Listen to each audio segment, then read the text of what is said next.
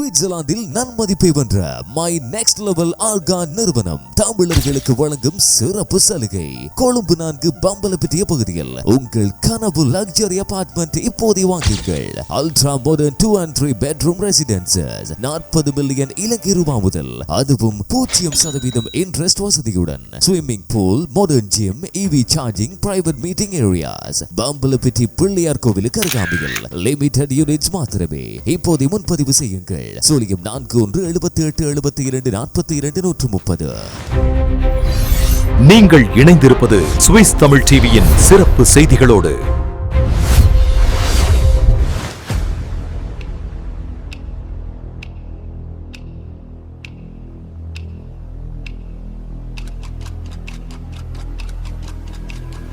Hi, welcome to Swiss Tamil TV. அன்பான சொந்தங்களை மற்றொரு சிறப்பு செய்தி பகுதியினோட சந்திக்கிறதுல ரொம்பவே சந்தோஷம். இன்னைக்கும் ரொம்ப முக்கியமானதொரு எபிசோடுன்னு நீங்க எடுத்துக்கிட்டா அதுதான் மிக முக்கியமானதா இருக்கும். சுவிட்சர்லாந்துல வாழக்கூடிய தமிழர்களுக்கு ஜூன் மாதம், அதாவது இந்த மாதத்துல என்னென்ன மாற்றங்கள் ஏற்பட போகுதுன்றது ரொம்பவே முக்கியமானது இல்லையா? அதாவது ஒவ்வொரு மாதமுமே சுவிட்சர்லாந்துல பல மாற்றங்கள் நிகழுது. ஆனா இந்த மாதம் ரொம்பவே முக்கியமானது சுவிஸ் வாழ் தமிழர்களுக்கு அப்படின்னு சொல்லலாம்.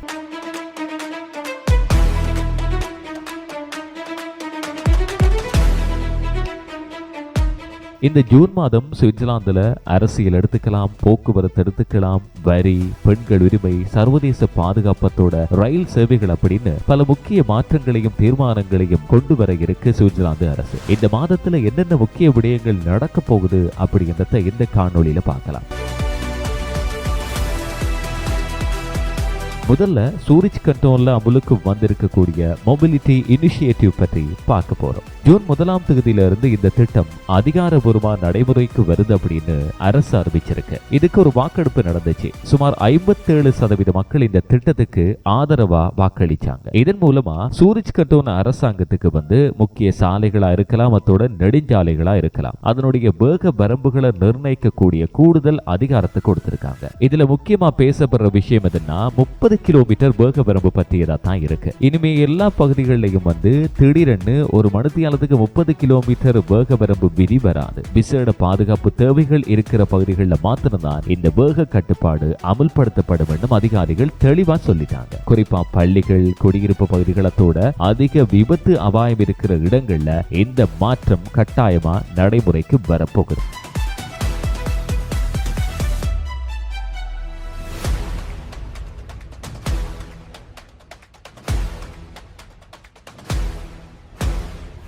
அடுத்து பார்த்தா ஜூன் 1ஆம் தேதியிலிருந்து 19ஆம் தேதி வரைக்கும் சுவிட்சர்லாந்து நாடாளுமன்றத்தினுடைய கோடை கால அமர்வு இடம்பெற போகுது. இதுவும் ஜூன் மாதத்தினுடைய மாற்றங்களுக்கான ஒரு முக்கியமான விஷயமா எடுத்துக்கலாம். இந்த அமர்வில் பல முக்கிய சட்ட மாற்றங்கள் விவாதிக்கப்பட இருக்கு. குறிப்பா வெளிநாட்டவர்களுக்கான குடும்ப இணைப்பு விதிமுறைகளா இருக்கலாம், இரட்டை குடியுரிமை கொண்ட பிரான்ஸ் சுவிஸ் குடிமக்களினுடைய ராணுவ சேவை கட்டுப்பாடுகளா இருக்கலாம், அதோட குடும்பங்களினுடைய கடன் சுமையை குறைக்கிற திட்டங்களாக இருக்கலாம். இதெல்லாம் முக்கிய விவாத பொருளாகவே மாறப்போகுது.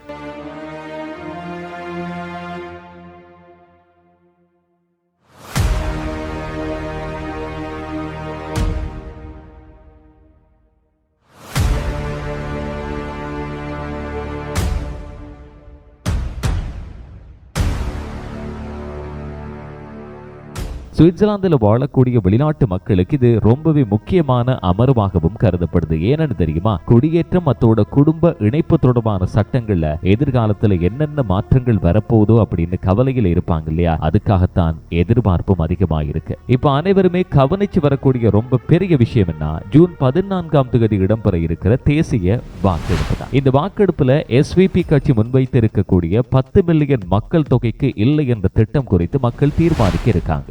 சுவிட்சர்லாந்துடைய மக்கள் தொகை 10 மில்லியனை தாண்டாம இருக்கிறதுக்கு குடியேற்றத்தை கட்டுப்படுத்தணும் அப்படின்னு இந்த முன்மொழிவினுடைய அடிப்படை நோக்கமாக விஸ்தரிக்கப்பட்டிருக்கு.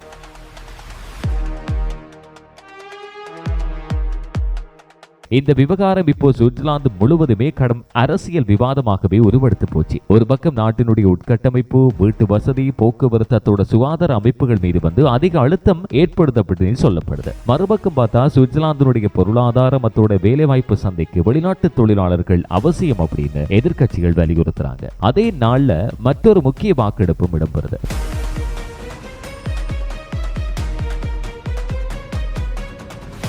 ராணுவ சேவைக்கு மாற்றா இருக்கக்கூடிய சிவில் சேவையில சேர்றது கடினப்படுத்தக்கூடிய சட்ட மாற்றம் குறித்து மக்கள் வாக்களிக்க இருக்காங்க. இத்தோடு மாத்திரமில்ல, பல கண்டோன்களையும் தனித்தனி வாக்கெடுப்புகளும் இடம்பெற போகுது. பாசல் கண்டோன் எடுத்துக்கிட்டா வரிகளை மாத சம்பளத்திலிருந்தே நேரடியாக கழிக்க வேண்டுமா என்ற கேள்விக்கு மக்கள் பதிலளிக்க போறாங்க. ஜெனீவாவில் ஞாயிற்றுக்கிழமை கடைகள் அதிக நேரம் திறந்திருக்க அனுமதி வழங்க வேண்டுமா என்பது தொடர்பா வாக்கெடுப்பு இருக்கு. வார்ட் கண்டோன் எடுத்துக்கிட்டா மணி நேரத்துக்கு 23 பிராங்க் குறைந்தபட்ச ஊதியம் அறிமுகப்படுத்த வேண்டுமா என்றதையும் மக்கள் தீர்மானிக்கிற முக்கிய விஷயமாக பார்க்கப்படுது.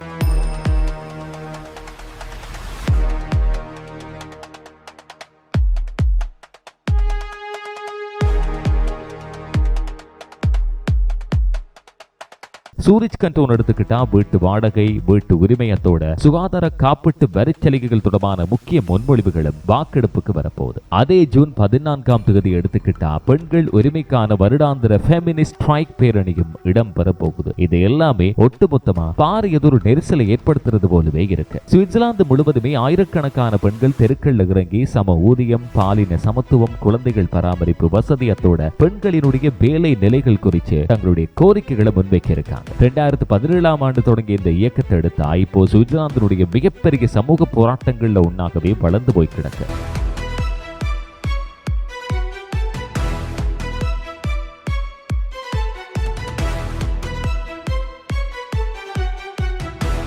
அடுத்து சர்வதேச கவனத்தை ஈர்த்திருக்கக்கூடிய G7 உச்சி மாநாடு சம்பந்தமா கட்டாயம் பார்க்க வேண்டியிருக்கு. ஜூன் 15 17 வரைக்கும் பிரான்சினுடைய எவியோன் நகரில் தான் இந்த G7 உச்சி மாநாடு பல உயர்மட்ட தலைவர்கள் மத்தியில் நடக்க போகுது. ஆனா அதனுடைய தாக்கம் ஜெனீவாவிலேயும் இருக்கு. ஏன்னா ஜெனீவா அந்த பகுதியிலிருந்து வெறும் 45 கிலோமீட்டர் தூரத்துல தான் இருக்கு. இதனால ஜூன் 12 18 வரைக்கும் எல்லை பகுதிகளில் கடுமையான பாதுகாப்பு நடவடிக்கைகளை அமல்படுத்தி இருக்காங்க. சுமார் 30 சிறிய எல்லை சாவடிகள் தற்காலிகமாக மூடப்பட இருக்கு. குறிப்பா ஜெனீவா எல்லை பகுதியில் கடுமையான வாகன சோதனைகள் இடம்பெறும் என்றதால பெரும் போக்குவரத்து நெரிசலும் நீண்ட தாமதங்களும் ஏற்பட போகுது. அதனால மிக முக்கியமாக வாகன ஓட்டுநர்கள் அதிக அவதானத்தோட வாகனத்தை செலுத்தணும் என்று எச்சரிக்கப்படுது.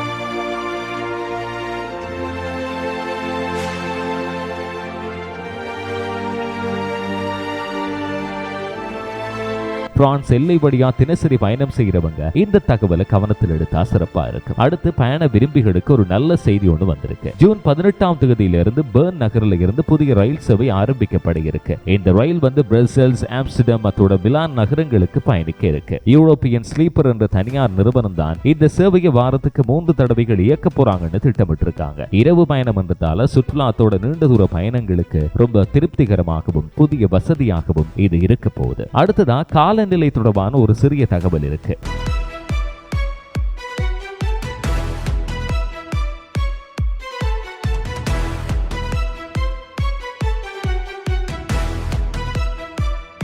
ஜூன் 21ஆம் தேதி வடக்கு அரைக்கோளத்தில் கோடை காலத்தினுடைய அதிகாரபூர்வ தொடக்க நாளா கருதப்படுது. அதாவது சுவிட்சர்லாந்திலையும் அதிகாரபூர்வமா கோடை ஆரம்பிக்குதுன்னு சொல்லலாம். இதனால கோடை காலத்துல சுற்றுலாவும் அதிகமாக சுவிட்சர்லாந்துல விரும்புற ஒரு விஷயமா பார்க்கப்படுது. இறுதியா நாங்க சொல்ல போறது வரி தொடர்பான முக்கிய நினைவூட்டல் தான்.